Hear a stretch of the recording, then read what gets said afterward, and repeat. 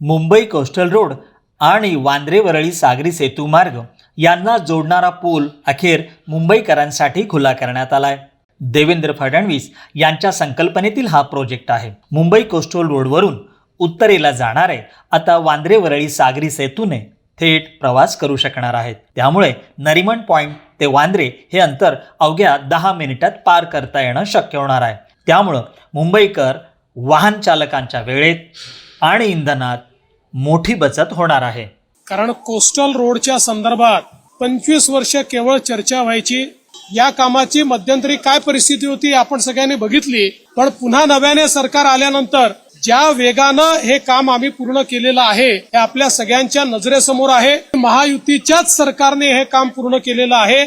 100% केंद्र सरकार आणि राज्य सरकार दोन्हीकडे महायुतीचं हे श्रेय आहे असं मी या ठिकाणी म्हणेल।